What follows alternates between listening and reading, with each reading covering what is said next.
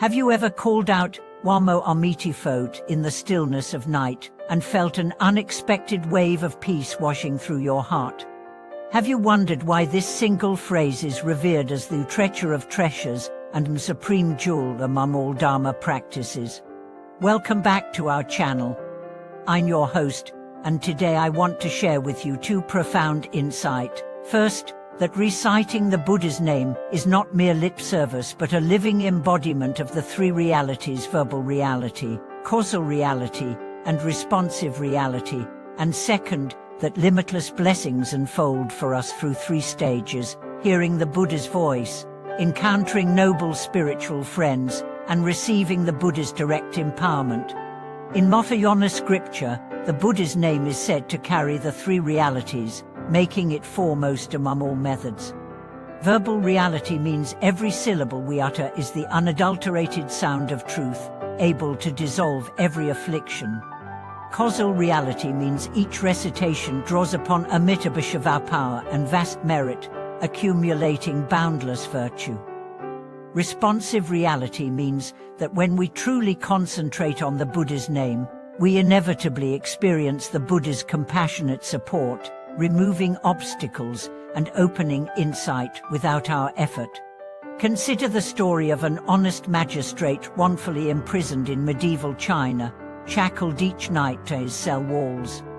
In desperation he recited Namo Amituofo over and over until, in a dream, he clearly heard the Buddha's voice and felt his chains dissolve on a breeze.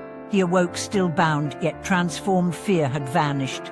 Facing his trial with unshakable calm, he was ultimately exonerated. For the rest of his life he bore witness to the name's unrivaled power.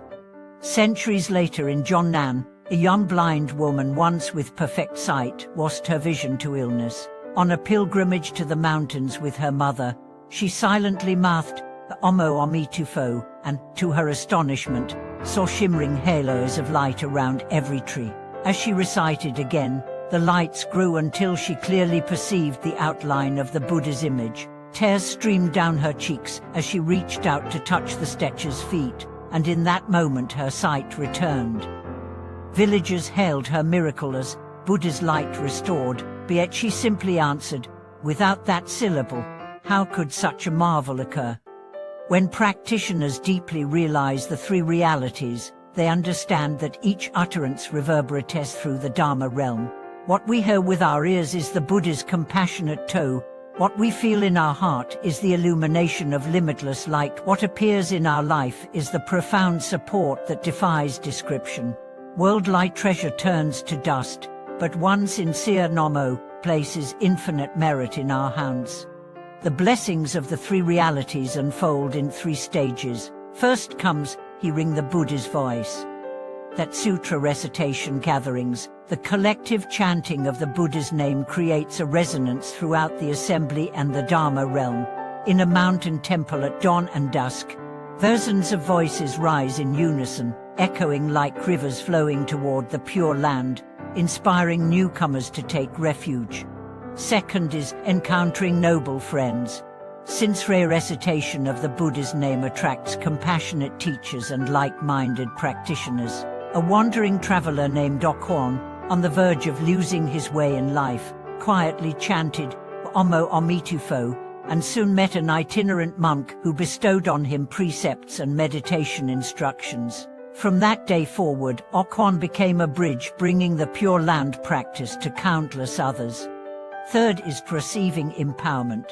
Beyond purifying mind and lightening karma, genuine recitation manifests miraculous aids at critical moments. A young entrepreneur drowning in debt faithfully chanted 1,000 names each dawn and dusk.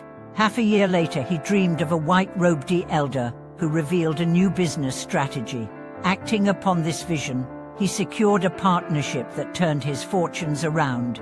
A woman battling cancer for 3 years maintained her courage through treatment, hearing faint echoes of Namo Amituofo in her ward each night.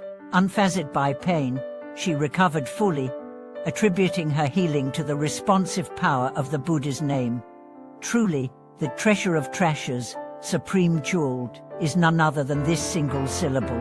When we dedicate even a few moments each day to sincere recitation, letting go of attaining or expecting, and simply focusing on each breath paired with the Buddha's name, countless blessings rain down upon our hearts like gentle rain, filling our lives with unending support.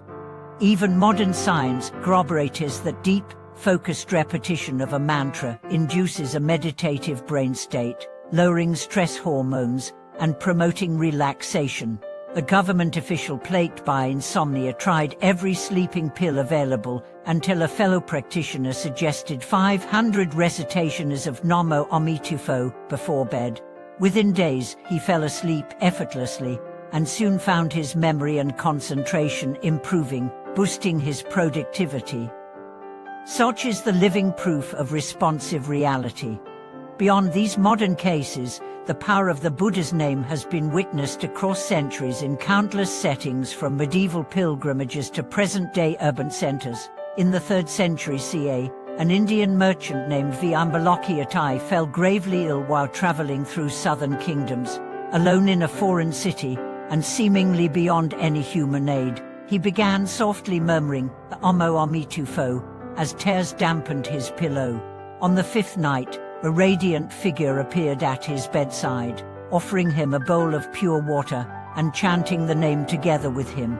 By dawn, his fever had broken, and he rose strengthened and with renewed faith. He returned home and established one of the earliest known Pure Land shrines in his hometown, where ailment and despair were transformed into compassion and hope. Similarly, legends tell of a destitute mother in 7th century Japan who, unable to feed her children, sold her hair to buy rice.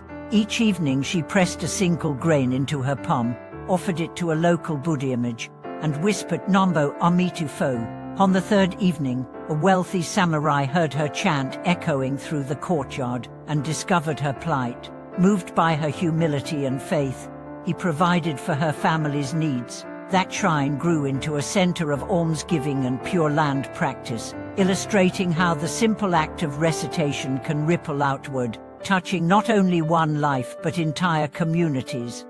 Historical records also recount a famous 9th century Chinese laywoman, Madame Wei, renowned for her charitable works, yet stricken by melancholy after her husband's death. Despite her philanthropic success, she felt an emptiness that no soma elixir or worldly honor could fill.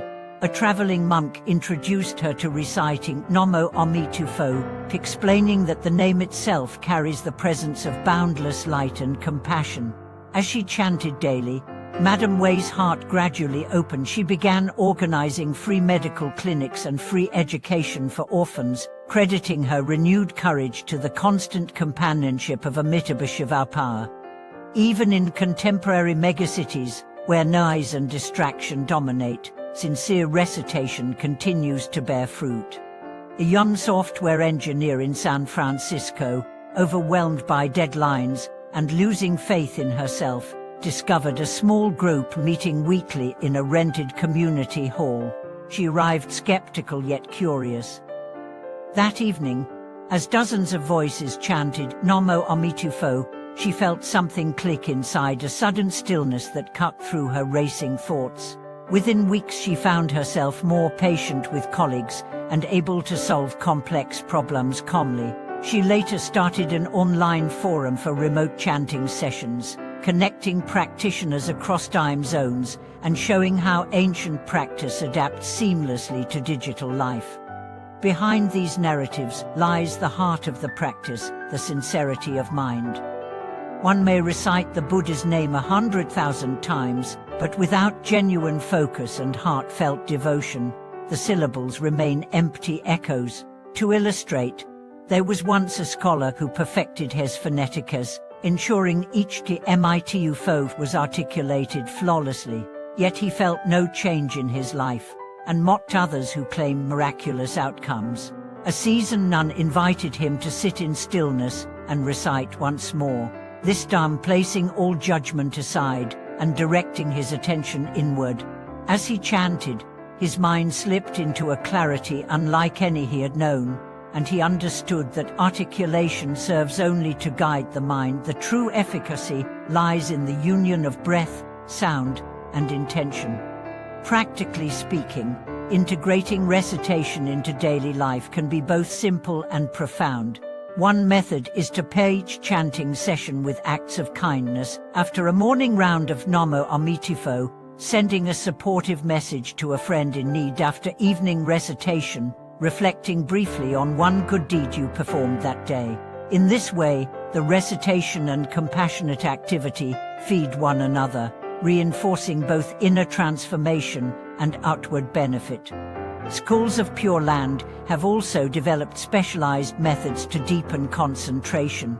In some traditions, practitioners visualize a lotus ballast floating on a sea of light, entering it with each inhalation and offering the Buddha's name on its petals with each exhalation. Others focus on the meaning behind each syllable: Na, representing the vow of liberation; Mo, the eradication of suffering; Pomi, the boundless light; Tu, the unbroken continuity of compassion; and Fo, the awakened mind itself. By contemplating these dimensions, the practice becomes an unfolding exploration of the path. Across cultures, from Thai forest retreats to Korean mountain temples to Western study groups, the universal resonance of Namo Amituofo bridges linguistic and doctrinal divides. It reminds us that at its core, the Dharma speaks directly to the heart, beyond labels and concepts. Whether whispered in solitude or chanted in chorus, each recitation is a living encounter with the Bodhisattva. As you continue on your own path, remember that reciting the Buddha's name is more than ritual. It is a commitment to remember our original nature of clarity, compassion, and boundless potential. Allow the syllable to guide you through moments of stress, grief, or doubt. Let it open your capacity for service to others, and trust that, as countless practitioners before us have discovered, even a single heartfelt recitation can awaken a current of grace that will carry us through all the turns of life.